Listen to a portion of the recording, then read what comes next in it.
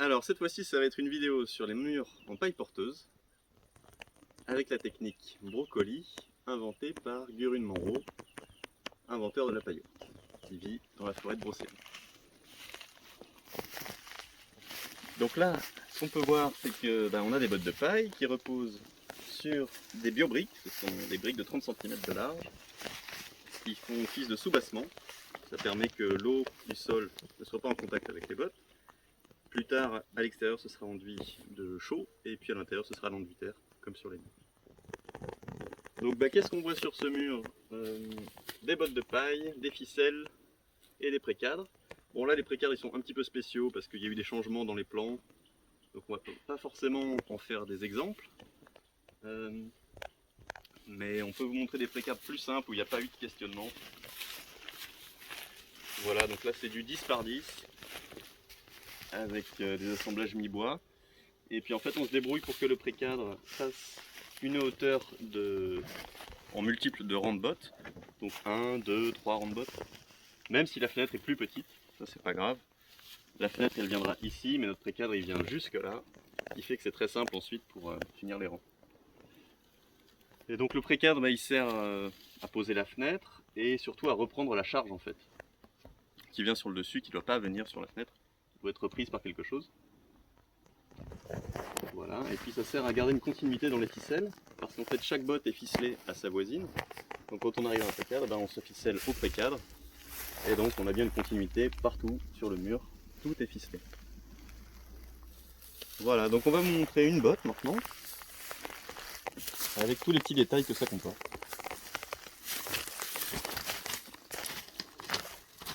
Donc la première chose à faire sur les bottes de paille, c'est de les redresser. C'est-à-dire qu'en fait, quand elle sort de la botteuse, ici elle a un côté un petit peu rond, elle n'a pas un angle à 90 degrés, comme on peut voir. Et donc ça nous embête un petit peu parce que ça va créer des trous dans le mur qu'on va devoir reboucher par la suite. Bon, de toute façon, il y aura du rebouchage, mais moins on en a, mieux on se porte. Donc, comment on redresse cet angle-là? On vient chercher de la paille au milieu et on la remonte. Et ici, on la redescend des deux côtés. Elle n'est pas facile cette botte là. Voilà. Alors, c'est déjà un petit peu mieux. On ne cherche pas la perfection. Et au milieu, ça crée un petit peu de paille en vrac. On vire tout simplement. Voilà. Là, on a déjà deux angles bien plus jolis qu'avant. On fait ça des deux côtés de la botte.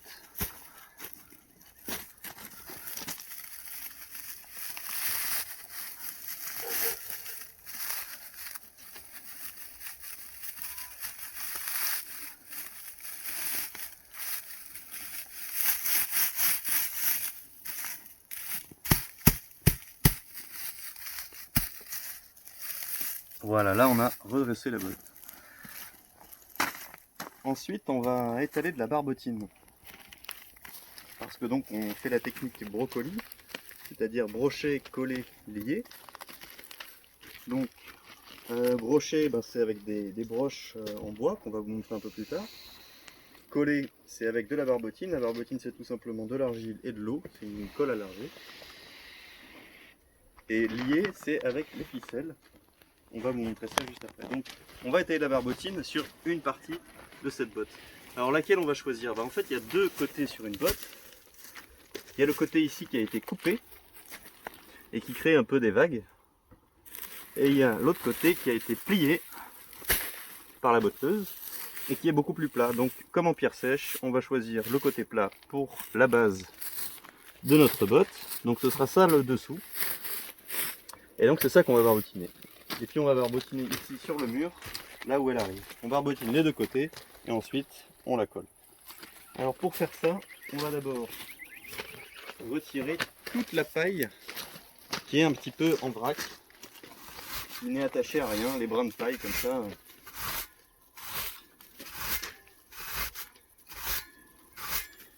Qui même s'ils étaient collés ne rendraient pas un grand service en fait. Donc on vire tout ça.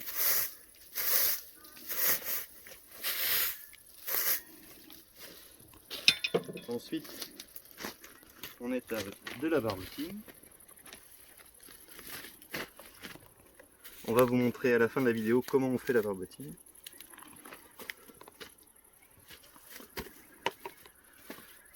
Bon, celle-là, elle n'a pas été très bien mélangée, comme on peut voir, mais ça fait l'affaire.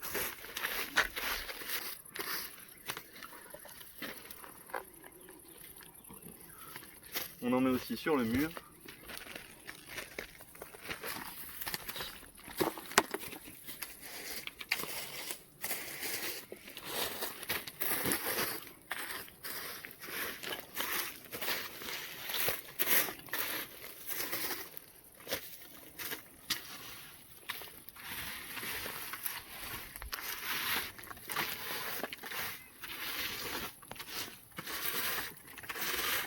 Voilà, on essaye qu'elle rentre un peu dans les fibres, hein, parce que l'idée c'est que ça fasse un peu comme un torchis en fait, des deux côtés de la botte, et que ces deux torchis se rencontrent.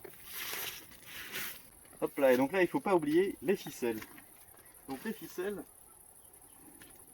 il y en a de deux types. Il y a des grandes comme ça qu'on coupe, et il y a des petites, qu'on appelle des bouclettes, parce qu'on leur fait une petite bouclette. Alors ça va nous servir à ne pas faire nos nœuds ici dans les rencontres de bottes, parce que c'est vraiment pas pratique. Donc du coup ça permet aussi de réutiliser toutes les petites chutes qu'on crée, et ça nous facilite le travail après pour faire le nœud. Donc la bouclette on la met ici sur le devant. On peut faire un nœud ou un double nœud pour être sûr.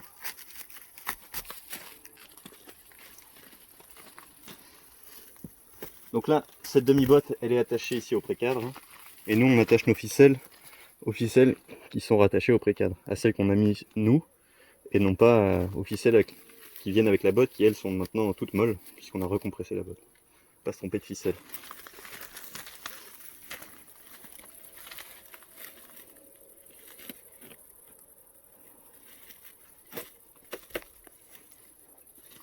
Et donc les grandes, elles par contre, on va les attacher de l'autre côté.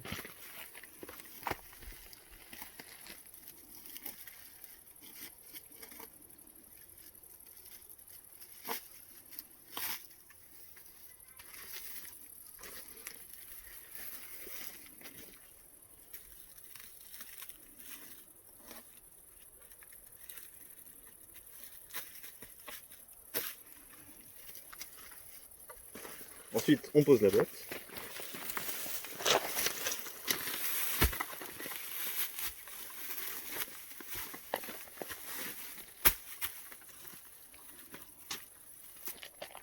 Et puis là, je vais avoir besoin de l'assistance de quelqu'un pour donner des coups de persuadeur. Alors un persuadeur, c'est un gros marteau en bois, il y a plusieurs modèles. Nous, on a fabriqué ça et ça marche plutôt bien.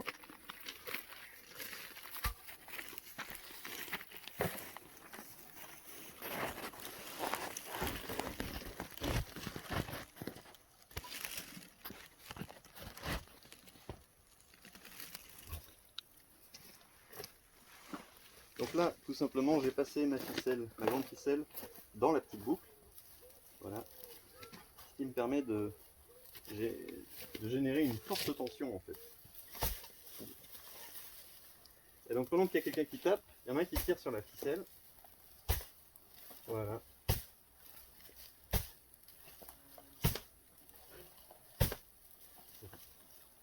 Jusqu'à ce qu'on voit que ce soit évident qu'on ne puisse plus arriver à la moindre tension. Donc là il y a un nœud à faire. On va vous le montrer avec un zoom. C'est un nœud un peu spécial. Donc il faut arriver à pincer cette boucle là, tout en laissant celle-ci bien ouverte, pour que quand on fasse notre nœud, il n'y ait pas un relâchement de tension juste au dernier moment. Alors, si je vous montrer ça.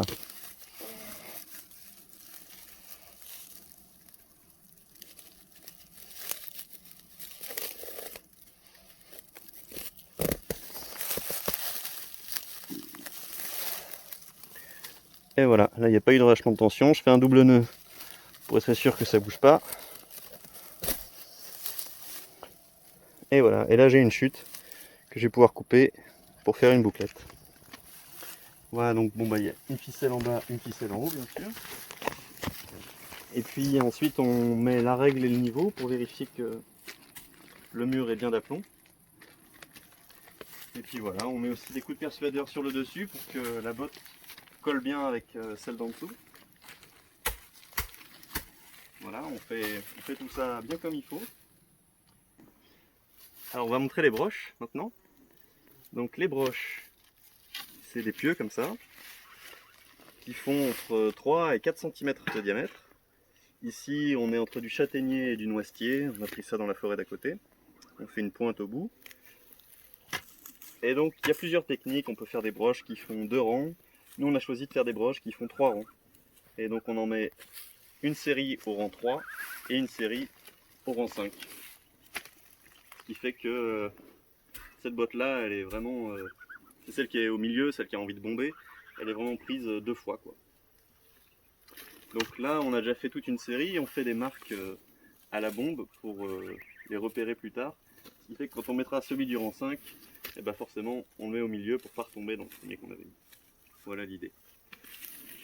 Alors avant de brocher, c'est très important que le mur soit de niveau. Donc pour ça on a une règle, on a vu, un niveau. On s'assure que on est bon, là on est bon. On peut faire une moyenne entre l'intérieur et l'extérieur, des fois c'est pas parfait, mais on se débrouille pour que ce soit acceptable.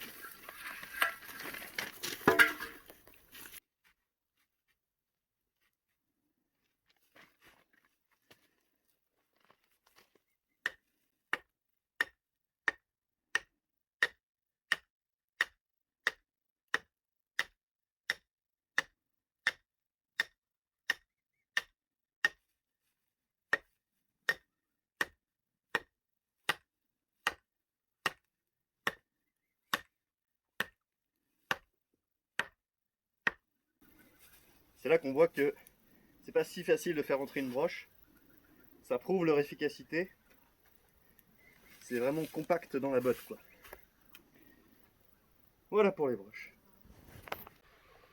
On va parler des bottes sur mesure. En fait, à plusieurs endroits dans le mur, on va être obligé de faire des demi-bottes ou des 3/4 de bottes pour venir à fleur d'après cadre. Alors, pour faire ça, on va devoir fabriquer un outil qu'on appelle une aiguille. Donc ici c'est du fer à béton 8 mm. On a fait une pointe au bout et on a un petit crochet. J'espère que vous pouvez voir le sens du crochet.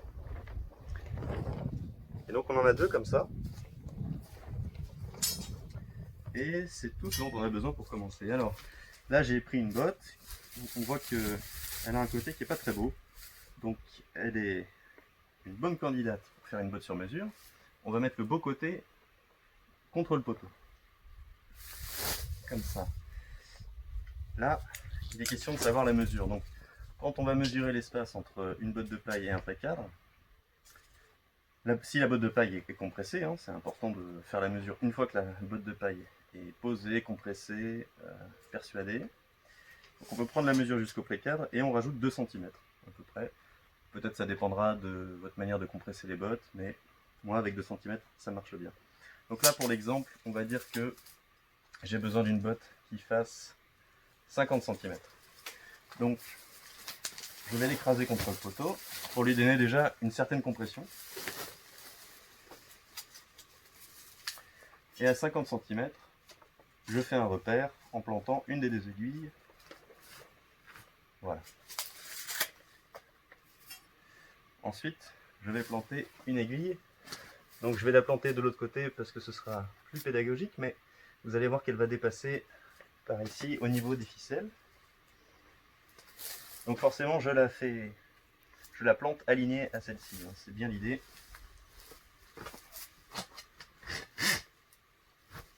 Voilà. Maintenant que j'en ai une de plantée, je peux planter la deuxième, j'ai mon repère.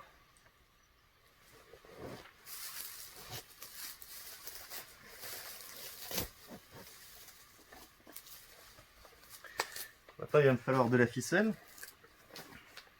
Alors là, on va être large. On calcule ça en brassée, comme ça on ne se trompe pas.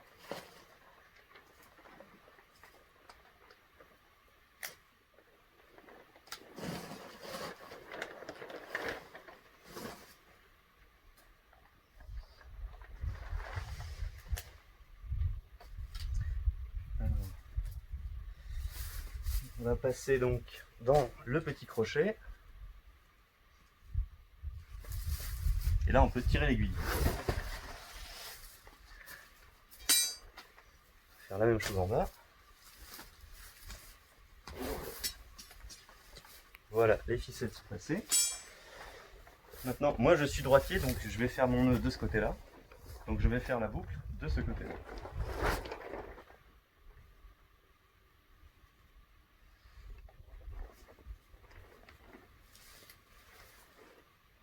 Une boucle en bas, une boucle en haut.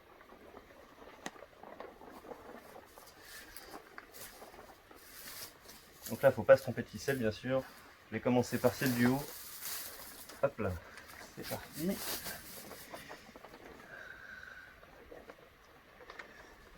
Je passe dans ma bouclette. Je décale ma ficelle pour que la bouclette se retrouve au bout, que je ne me fasse pas avoir. Je compresse un peu la botte avec le genou. Avec cette main-là, je vais retenir cette ficelle parce que si je tire simplement avec celle-là, je vais ramener ma boucle vers moi. Donc ça ne marche pas.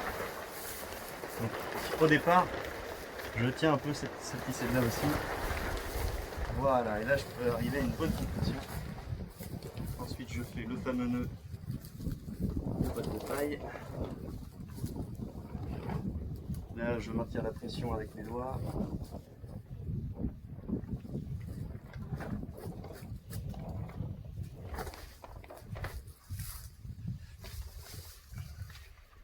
Voilà, la même chose pour la ficelle du bas.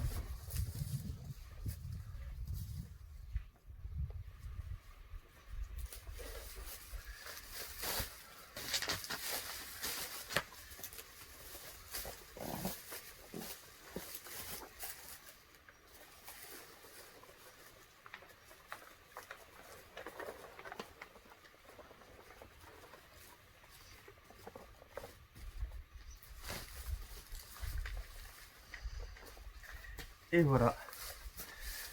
Maintenant, je vais pouvoir couper les ficelles d'origine. Alors là, c'est sympa de pouvoir les couper sur leur nœud. Ça permet de les réutiliser. Donc là, je vois que le nœud est de ce côté-là. Bon. Donc je coupe pile au niveau du nœud.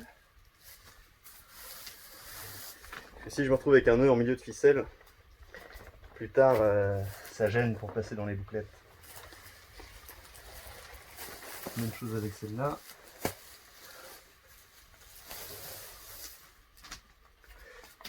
Et ici, je peux donc récupérer ma botte de 50. Donc voilà pour les bottes sur mesure.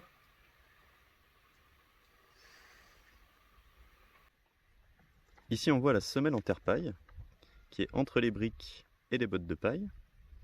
Elle fait entre 2 et 3 cm d'épaisseur. Elle permet de coller le premier rang de bottes. Elle permet aussi de rattraper le niveau.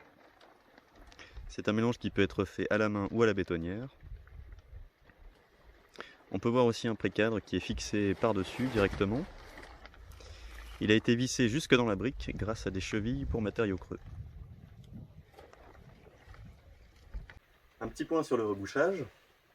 Avant d'enduire le mur, il va falloir qu'on bouche les trous qui restent souvent entre les bottes de paille. Alors pour ça, on va fabriquer un outil qu'on va appeler une aiguille. C'est tout simplement, là c'est une petite volige qui doit faire 1,5 cm d'épaisseur. On a un peu poncé les bouts pour que ça rentre mieux dans la paille et qu'on se fasse pas mal à la main derrière. Et donc avec cette aiguille, on va venir chercher en fait entre les bottes si on trouve des trous. Ici par exemple, c'est un trou. L'aiguille rentre. Pas de souci, on n'a plus d'une main à l'intérieur du trou. Donc ça, on va pouvoir le reboucher par exemple. On va le reboucher avec de la paille pour rester sur des propriétés isolantes. Après, il restera encore certains trous à boucher au moment des enduits, qui seront faits avec du renformis. Mais du coup, ce sera moins isolant. Donc là, on en profite maintenant pour mettre du rebouchage isolant, c'est-à-dire de la paille. Donc on va aller chercher de la fibre longue. Pour la trouver, on peut secouer un petit peu la paille, on va faire tomber tout ce qui est fin. Ça permet de se retrouver avec les grands brins. avec ces grands brins, on va faire une sorte de torsade ou de moustache. Et on va venir planter la moustache par son milieu. Et là, on voit qu'elle dépasse. Et c'est exactement ce que l'on veut, parce qu'on va la replier une deuxième fois. Et c'est comme ça qu'elle va atteindre un bon niveau de compression et qu'elle pourra résister au poids des enduits au moment où on les fera. Si on laisse la paille comme ça, au moment d'enduire, elle va tomber tout de suite. Donc elle a besoin d'être serrée, un petit peu comprimée dans son trou. Donc on va prendre ce qui dépasse, et de nouveau, on va le prendre par le milieu et le planter. Et voilà, je pense que là où vous êtes, ça se voit pas très bien, mais la paille est vraiment repliée, et c'est un bon bouchon. Je peux tirer dessus, il ne sort pas. Donc il pourra tenir le poids des enduits sans problème. Voilà le rebouchage. Donc en général, on fait ça sur toute la maison, bien sûr. On fait en 2 tours, parce qu'au premier tour, on en loupe plein. Et voilà.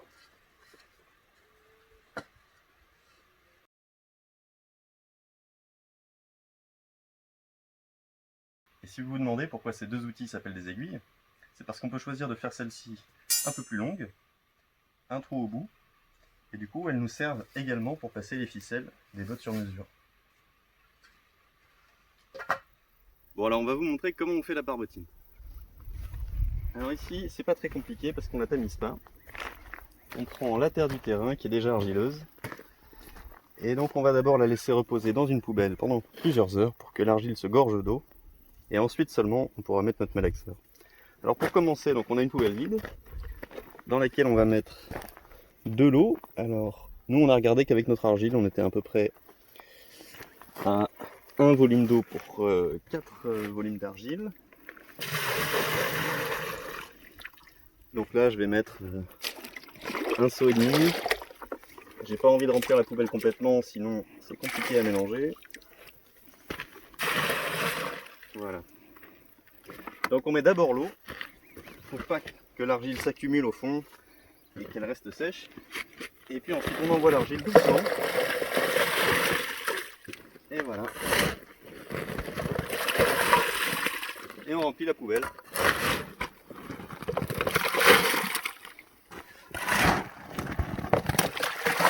Alors nous on se permet de ne pas la tamiser parce qu'elle a un peu de sable dedans, elle n'est pas pure.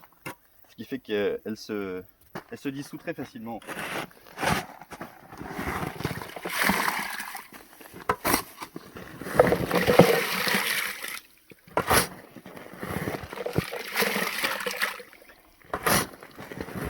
Donc on voit que j'essaye de faire tomber l'argile assez gentiment, pas faire un gros tas au milieu.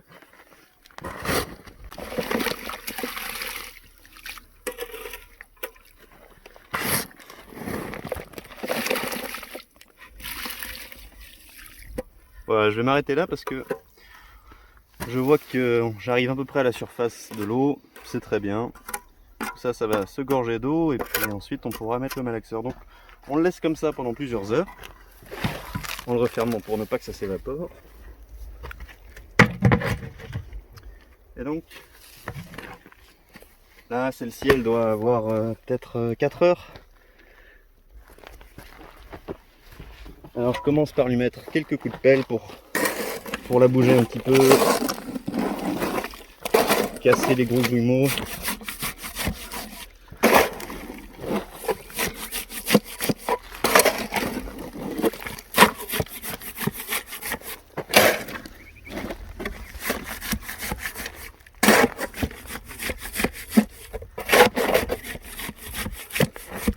Voilà, là je vois qu'elle a l'air un petit peu sèche au milieu. Je pense que je peux dès maintenant lui rajouter un peu d'eau. Forcément la grosse question c'est quand est-ce que la barbotine est à la bonne texture. Bah, pour moi la bonne texture c'est quand je peux retirer la tête du malaxeur sans laisser de traces à la surface. Donc là on voit que là je laisse carrément l'empreinte de la tête mélangeuse, donc ça c'est beaucoup trop épais quoi. Donc on va mettre de l'eau jusqu'à ce que ce soit vraiment presque liquide.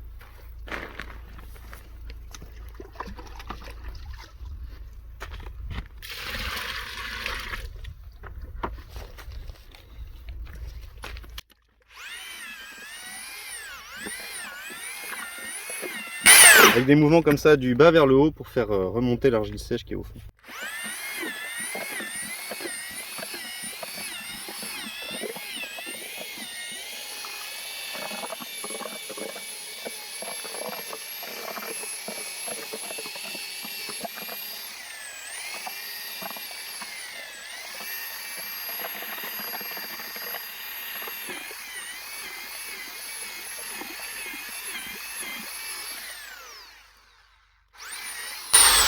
Voilà, là on peut voir que je laisse pas forcément de traces en retirant mon malaxeur. Ça c'est bon signe. Voilà ma technique pour faire la barbotine.